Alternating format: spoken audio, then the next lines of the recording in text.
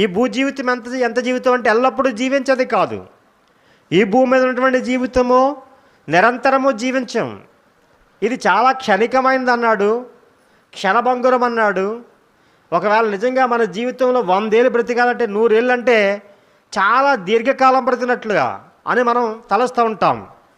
కానీ అది చాలా స్వల్పమైనది, దేవుని దృష్టిలో చాలా అల్పమైనది.